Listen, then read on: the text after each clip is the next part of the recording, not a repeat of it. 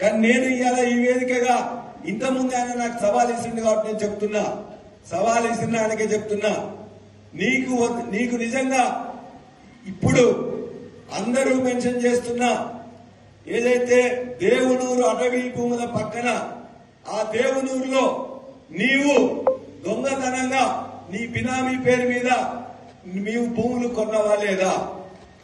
ఆ భూములకు నీవు ఒక జీతగాన్ని పెట్టుకొని గత నెల వరకు కూడా గత సీజన్ల వరకు కూడా వ్యవసాయం చేయించినవా లేదా? రోజు నీ అల్లుడు అక్కడికి వచ్చి నువ్వు నీ అల్లుడు నీ కుటుంబం వచ్చి చూసుకుంటున్నావా లేదా?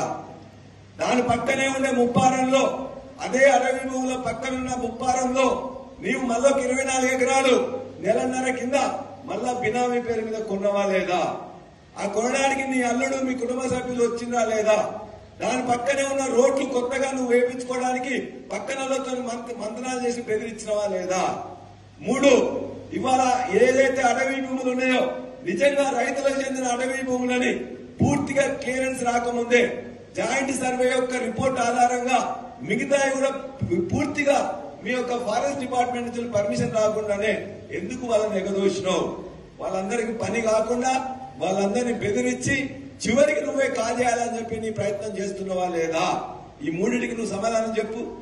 ఖచ్చితంగా నీ యొక్క బినామీలు అక్కడ ఉన్నారా లేదా? ఆ దేవునూరు గ్రామస్తులందరినీ అడుగు, ఆ ముప్పారం గ్రామస్తులందరినీ అడుగు.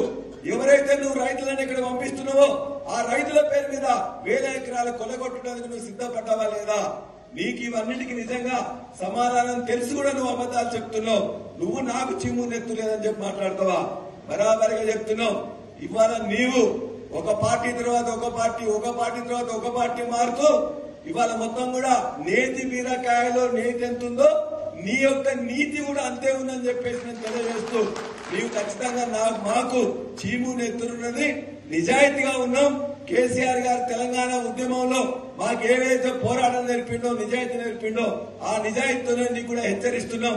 పిచ్చి వేషాలు వేస్తే ఖచ్చితంగా అక్కడున్న ప్రజలు నీకు ఓటేసిండ్రు, నీ అల్లునికి ఓటేయలే.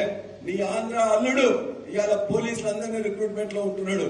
నీ ఆంధ్ర అల్లుడు ఇవాళ మొత్తం కూడా అక్కడ ఉండే మొత్తం ఇతర కబ్జాలకు కూడా పాల్పడుతున్నాడు. నీ ఆంధ్ర అల్లుడు మొత్తం రెవెన్యూ డిపార్ట్మెంట్ మొత్తం గుప్పిట్లో పెట్టుకున్నాడు. అక్కడున్న రోడ్లన్నీ కూడా మిగతా కార్యకర్తలకు ఇవ్వకుండా నువ్వు వేసుకుంటున్నావు. ఇటువంటి పిచ్చి పనులు చేసుకుంటూ మొత్తం కూడా నీ ఆంధ్ర అల్లులతో ఇక్కడ దోపిడీ చేపిస్తూ మేమిచ్చిన గులాబీ విజయాన్ని ఇలా వాళ్ళకి తాకట్టు పెట్టుకొని భూములను గుంజుకున్నామని చేస్తూ నాకు చింపు నెత్తులేదని చెప్పి మాట్లాడతావా? జాగ్రత్త బిడ్డ, ఖచ్చితంగా అన్నింటి కూడా నిరూపిస్తాం.